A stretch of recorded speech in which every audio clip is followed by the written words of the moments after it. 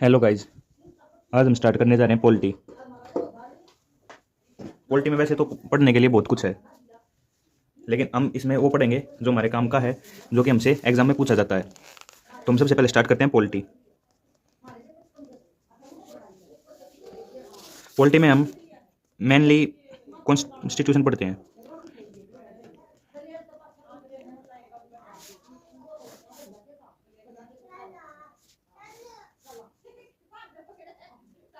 Constitution, IPC and CrPC.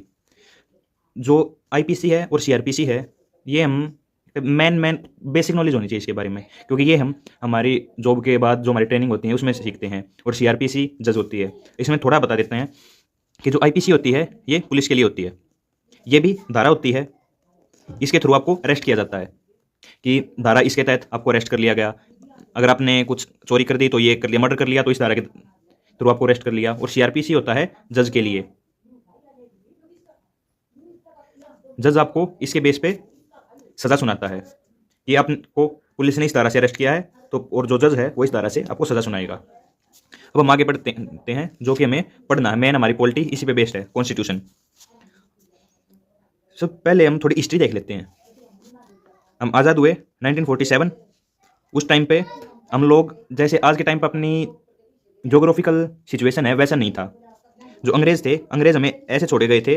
वो 4 state थे, ए state, B state, सी state, D state. ए state में जो प्रिंसली स्टेट थी, यानी कि जो डायरेक्टली अंग्रेज के जो गवर्नर जनरल थे ब्रिटिश के, वो रूल करते थे। बी स्टेट जो कि अंग्रेजों ने, यहाँ पे तो ए पे तो ब्रिटिश डायरेक्ट रूल करते थे, बी पे रूल तो इंडियन करते थे लेकिन वो ब्रिटिशर के अंडर होते थे। और सी और डी स्टेट हैं, इनमें रूल इंडियन करते थे, वो उनको बस कुछ टैक्स दे देते थे। जो डी में बिल्कुल वे थी जिनसे वो टैक्स वगैरह भी बहुत कम लेते थे, क्योंकि वहाँ से यूज नहीं होता। ये स्टेट थी मैन स्टेट, जैसे जयपुर हो गया, दिल्ली हो गई, वहाँ पे कोलकाता हो गया। इस टाइप से जो मैन स्टेट हैं, प्रिंसली स्टेट्स, उन पे ब्रिटिश डायरेक्ट रूल करते थे। ए स्टेट जो उनके पास में और थोड़ी कम वैल्यूएबल स्टेट हो गई, उन पे वो अपने जो उनका फेवरेट होता लीडर होता था उसे बैठा देते थे और वो उसके अंडर में काम करता था। और सी और डी हैं, ये उनसे लोअर होते थे। और जब अंग्रेज छोड़ के गए तब उस टाइम पे 552 स्टेट थे। गूगल वगैरह पे और कुछ कई जगह पे 265 भी होता है। इन सब इन इसके बारे में ज़्यादा पूछा नहीं जाता है। इन दोनों, ये मान लो या ये मान लो, 250, 552 मान लो या 565 मान लो, दोनों सेम है।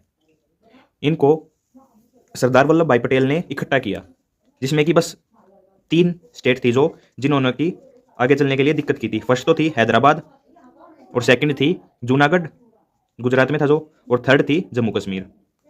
जो जूनागढ़ था और जो जितना भी भारत था वो सारा का सारा एक भारत, अखंड भारत बन गया था। आपको पता है कि बंटवारे के टाइम पे ऊपर पाकिस्तान और बांग्लादेश वाला ही पाकिस्तान, ईस्ट पाकिस्तान और वेस्ट पाकिस्तान, 2 पाकिस्तान बने थे। तो अंग्रेज जाते वक्त ये कह गए थे अपनी सभी स्टेट्स को कि आज से तुम आज़ाद हो, तुम चाहो तो अपना नया देश बना लो, तुम चाहो तो भारत में रह लो, तुम चाहो तो पाकिस्तान में रह लो। और सारे देश, मतलब जितनी भी देसी रियासतें थी, जितनी भी स्टेट थी, वो सारी की सारी भारत में मिल गई। हैदराबाद, जूनागढ़ और जम्मू कश्मीर, ये 3 स्टेट यहाँ पे नहीं मिली। जो जूनागढ़ का नवाब था वो मुस्लिम था, लेकिन जो वहाँ की प्रजा थी वो हिंदू थी। तो उन्होंने वहाँ पे, और जो जूनागढ़ का नवाब था वो कह रहा था कि वो पाकिस्तान में जाएगा। जिस तरह आपने भारत का मैप देखा हो तो यहाँ पे अपना गुजरात है और यहाँ पे पाकिस्तान है, यहाँ पे पाकिस्तान है, यहाँ पे इंडिया है। तो ये जूनागढ़ यहाँ पे पड़ता है, तो ये यहाँ से यहाँ पे जाना था, यहाँ पे तो नहीं, मतलब ऐसी टाइप से है। तो यहाँ से इसको यहाँ पे जाना था कि ये स्टेट यहाँ का हो, तो इसमें तो हमें दिक्कत हो जाती। तो सरदार पटेल ने यहाँ पे जनमत संग्रह कराया, यानी कि यहाँ के पब्लिक से वोट करवाया कि आप कहाँ पे जाना चाहते हो, आप पाकिस्तान में जाना चाहते हो या इंडिया में रहना चाहते हो। यहाँ के लोगों ने इंडिया का फेवर किया और यहाँ का नवाब इन्हें फिर छोड़ के भागना पड़ा। और जाते वक्त एक और मजाक की बात इसमें कि जाते वक्त अपने कुत्ते साथ ले गया, 250 कुत्ते अपने साथ लेके गया। तो जूनागढ़ को निपटा दिया सरदार पटेल ने। फिर सेकंड आया हैदराबाद। हैदराबाद का निज़ाम था, जो नवाब था निज़ाम, वो कह रहा था कि अंग्रेज कह के गए हैं तुम नया देश बनाओ, ये कह रहा पाकिस्तान में बने मिलेंगे। हैदराबाद का भी आपको पता होगा, जैसे ये इंडिया इस तरह से है तो हैदराबाद यहाँ पे है। तो ये कह रहा है मैं पाकिस्तान में मिलूंगा, अगर पाकिस्तान में मिलेगा तो भारत के लिए प्रॉब्लम हो जाएगी। तो कुछ कह रहा है, फिर कह रहा है ये मैं अकेला रहूंगा, अकेला देश बनूंगा। प्रॉब्लम तो था ही ये भारत के लिए।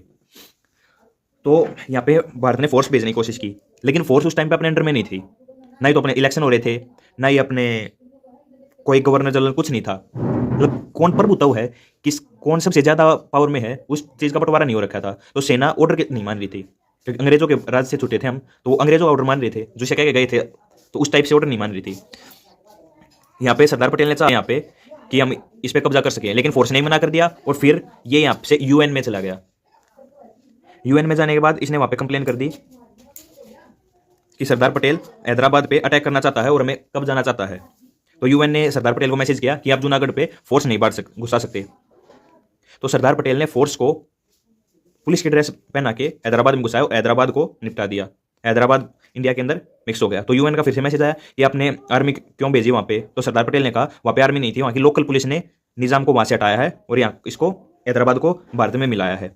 अब थर्ड बच गया यहाँ पे जम्मू कश्मीर। जो जम्मू कश्मीर है उसमें जूनागढ़ का उल्टा है। जूनागढ़ में था शासक मुस्लिम था लेकिन प्रजा हिंदू थी, लेकिन यहाँ पे शासक हिंदू था और प्रजा मुस्लिम थी। इसकी अलग स्टोरी थी। ये दोनों तो पाकिस्तान में मिलना चाहते थे, ये ना तो पाकिस्तान में मिलना चाहता था ना इंडिया में मिलना चाहता था। यहाँ का राजा था हरी सिंह। तो सरदार पटेल ने इसे साइड कर दिया था कि भाई पहले पूरे भारत को एक कर लो, इसको बाद में देखेंगे। अब सारे एक कर लिए तो बाद में इसके पास गए, तो इसने मना कर दिया ना हम यहाँ पे जाएंगे ना यहाँ पे जाएंगे। तो सरदार पटेल ने छोड़ दिया कि छोड़ो यार। उसके बाद पाकिस्तानी थे, पाकिस्तान के पास आर्मी नहीं थी, लेकिन ये पहले ही आतंकवादी पाले बैठा था, तो इन्होंने आतंकवादी यहाँ पे भेज बाद पाकिस्तान ने इस पर चढ़ाई कर दी और यहाँ पे आतंकवादी भेज दिए। तो ये भारत के पास आया हेल्प के लिए कि मेरी मदद कर लो, क्योंकि वो लगातार आगे बढ़ते जा रहे थे और वो सब के सब इतने खतरनाक थे कि बच्चियों को बूढ़ियों किसी को नहीं छोड़ रहे, वो सबका रेप और कत्ल खत्म करते आ रहे थे, मारते।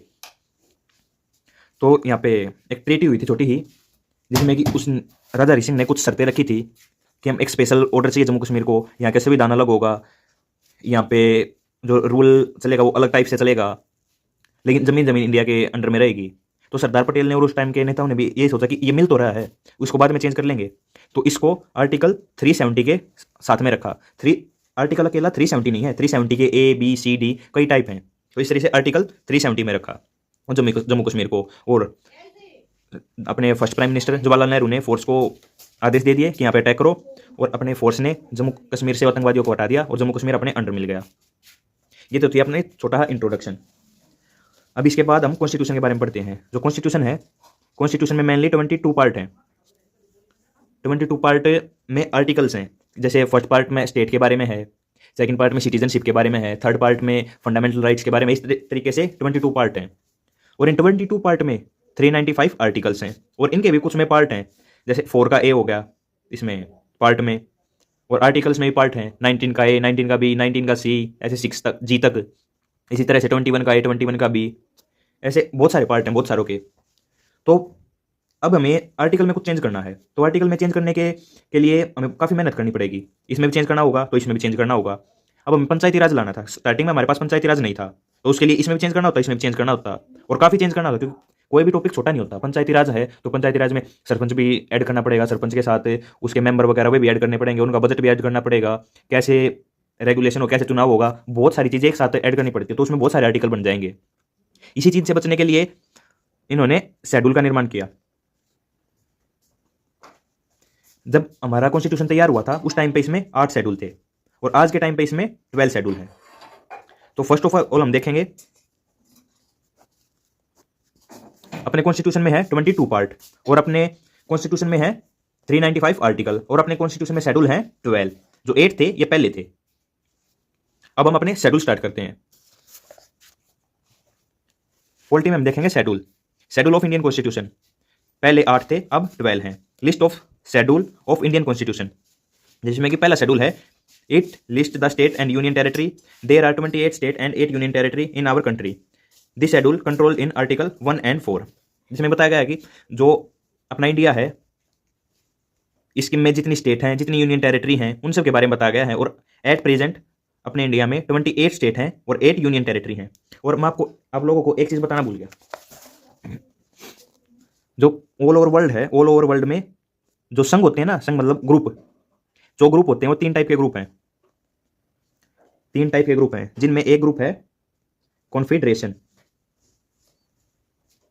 कॉन्फेडरेशन होता है ये कभी भी टूट सकते हैं। जैसे आपने एक संगठन का नाम सुना होगा, सार्क संगठन हो गया, जैसे ब्रिक्स हो गया, एशियन हो गया। ये जिस टाइम चाहे कोई भी इनसे अलग हो सकता है, कभी जुड़ भी सकता है। ये बहुत सारे संगठन हैं जो कभी भी टूट सकते हैं, वो होते हैं कॉन्फेडरेशन। फिर इसके बाद सेकंड होता है फेडरेशन। टूट तो ये भी जाता है, लेकिन ये थोड़ा इससे लेट टूटता है। ये जल्दी टूटता है, ये थोड़ा लेट टूटता है। इसका एक सबसे बेस्ट उदाहरण था संयुक्त संघ, जैसे USSR, सोवियत संघ रशिया का, जो कि टूट के 15 देशों में बट गया था। और इससे थर्ड होता है यूनियन, जो कि है हम लोग, इंडिया। सरदार पटेल ने इन सबसे साइन करवाए यूनियन पे कि हाँ हाँ मिल जाओ, जब तुम चाहो अलग हो जाना, लेकिन उन्होंने पढ़ा नहीं और किस साइन किस पे कर दिए, यूनियन पे। यूनियन पे साइन कर दिया तो परमानेंट अपने भारत के हिस्सा हो गए। कोई भी स्टेट चाह कर भी भारत से अलग नहीं हो सकती। लेकिन अगर वो कॉन्फेडरेशन और फेडरेशन पे साइन हुए होते तो कोई भी देश, कोई भी स्टेट भारत से अलग हो सकती थी। लेकिन भारत क्या है, यूनियन ऑफ स्टेट है, तो कोई भी स्टेट चाह कर भी भारत से अलग नहीं हो सकती। आज के टाइम पे अपने पास 28 स्टेट और 8 यूनियन टेरिटरी हैं। और सेकंड शेड्यूल है the provision in relation of allowance, privilege, emolument of president of India, governor of Indian states. क्योंकि प्रेसिडेंट तो इंडिया बनेगा और गवर्नर है वो स्टेट का ही तो बनेगा, इंडिया का गवर्नर थोड़ी ना होता है। Speaker of Lok Sabha, deputy speaker of Lok Sabha, chairman and deputy chairman Rajya Sabha, speaker and deputy speaker of legislative assembly जो हमारी लोकसभा है, chairman and deputy chairman of legislative assembly of state जो कि हमारी विधानसभा और विधान परिषद ये, और सुप्रीम एंड हाई कोर्ट के जज, कंट्रोलर एंड ऑडिटरी जनरल जो होता है CAG। इन सब के जो भी अलाउंस है, प्रिविलेज एंड एमोल्यूमेंट, ये होता है इनकी वेतन, इनको कितने तनख्वाह मिलेगी, इनको कितने पेंशन मिलेगी, इनको क्या भत्ते मिलेंगे, यानी क्या क्या सुविधाएं मिलेंगी, उन सब के बारे में इसमें बताया गया है। अब आप लोग खुद देखिए, अगर हम प्रेसिडेंट का, गवर्नर का, स्पीकर का, चेयरमैन का, इन सब के अलग अलग आर्टिकल बनाते तो हमें बहुत सारे आर्टिकल में चेंज करना पड़ता। तो इसीलिए हमने सारा का सारा वेतन, पेंशन, मतलब जितना भी पैसे से रिलेटेड है वो सब एक शेड्यूल में बनाया और सारा का सारा शेड्यूल ही अपने कॉन्स्टिट्यूशन में डाल दिया। तो ये बहुत ही ईजी रहा। अब हम थर्ड शेड्यूल देखते हैं।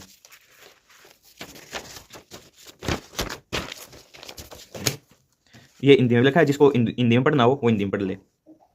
और साथ ही साथ ये आर्टिकल में भी है, अगर किसी को स्पेशल आर्टिकल ही देखना हो ना, ये सारा शेड्यूल बनाया और उसमें डाल दिया।